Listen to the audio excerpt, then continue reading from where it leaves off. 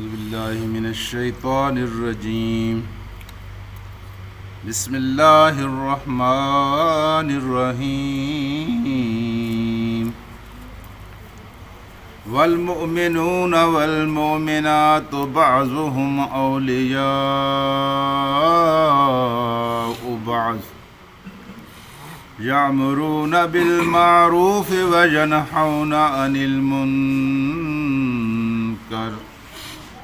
ويقيمون الصلاة ويؤتون الزكاة ويطيعون الله ورسوله أولئك سيرحمهم الله إن الله عزيز حكيم صدق الله العلي العظيم۔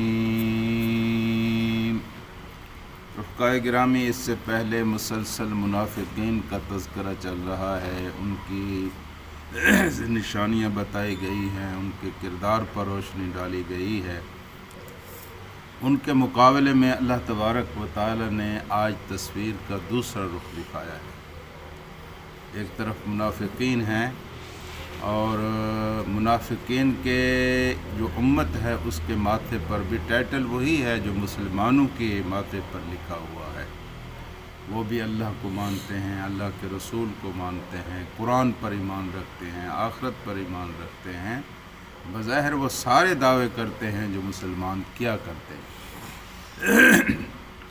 لیکن ان کے کردار میں اور مسلمانوں کے کردار میں، مومنوں کے کردار میں زمین اور آسمان کا فرق ہے۔ اور پھر دوسری بات جہاں بڑی نکتے کی کہی گئی ہے، کہا گیا تھا المنافقون والمنافقات بعضهم من بعض، منافق مرد اور منافق عورتیں ایک دوسرے میں سے ہیں، ایک جیسے ہیں، ایک نسل اور ایک اصل کے لوگ ہیں۔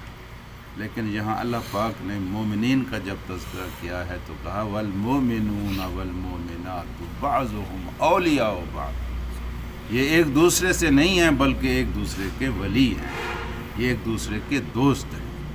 یعنی یہ اس طرح کے نہیں ہیں جس طرح منافق ایک دوسرے کے ساتھ ہیں، بلکہ یہ ایک دوسرے کے خیر خواہ ہیں، بھائی خواہ ہیں، ایک دوسرے کی ہمدردی، ایک دوسرے کی محبت اپنے دل کے اندر رکھتے ہیں۔ یہ سب سے پہلی ان کی خوبی بیان کی گئی ہے۔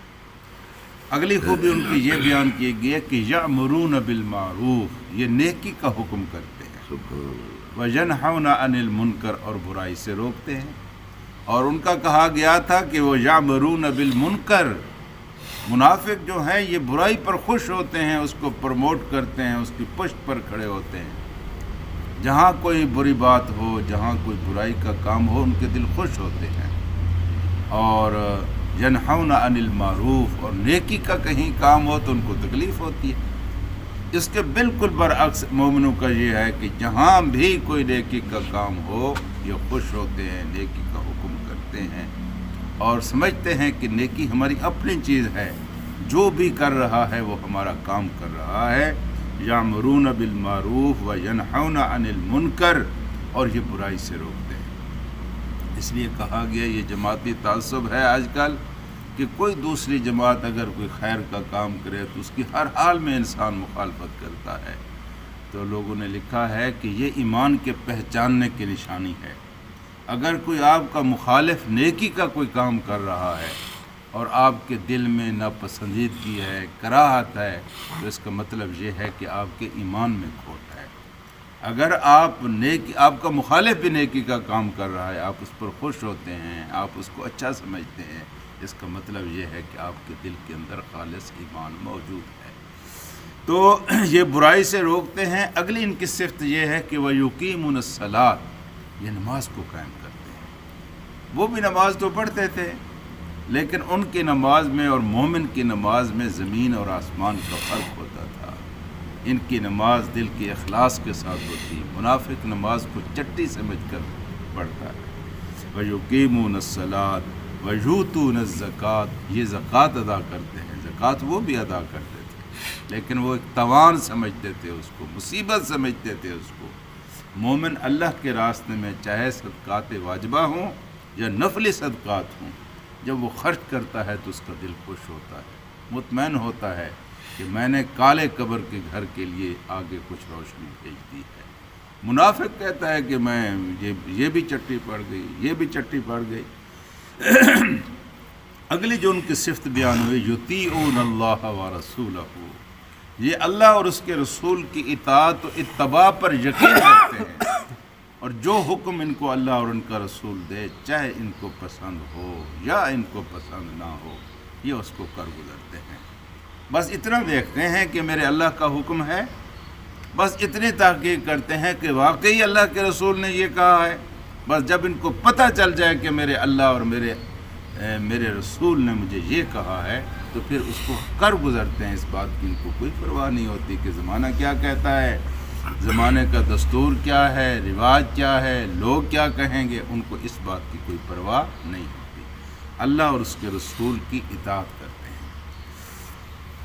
یہاں ایک اور نقطہ علماء نے لکھا ہے، اور بڑا خوبصورت نقطہ ہے، اور یہ ہے کہ اولیاء کا مطلب یہ ہے کہ مومن ایک دوسرے کے ولی اور دوست ہوتے ہیں۔ اس لیے مومن جس مقام پر بھی ہو، دوسرے مومن سے جب بات کرے تو اس کی بات میں سختی نہیں ہونی چاہیے، دوستوں والا لہجہ ہونا چاہیے۔ یہاں تک کہ علماء نے لکھا ہے کہ اگر والد اپنے بیٹے کو بھی کوئی بات کہتا ہے تو اس کو بھی حکم کے انداز میں نہ کہے، دوستی کے انداز میں کہے۔ اس طرح ہونا چاہیے، اس طرح کرنا چاہیے، یہ مناسب ہے، یہ اچھا ہے، یہ نہ کہ یہ کام کر۔ اس کی کیا وجہ ہے کہ وہ آپ کا بیٹا بھی ہے لیکن وہ آپ کا دوست بھی ہے، وہ آپ کا بھائی بھی ہے لیکن وہ آپ کا دوست بھی ہے۔ نرمی کے ساتھ بات کرو۔ اور پھر یہ ہے کہ والد کے حکم کی اگر اس نے نافرمانی کی تو وہ گناہگار ہو جائے گا۔ اس لیے مشورے کے انداز میں اپنے اولاد کو بھی مشورے کے انداز میں جو باتیں ہیں وہ کیا کرو اور کہا کرو۔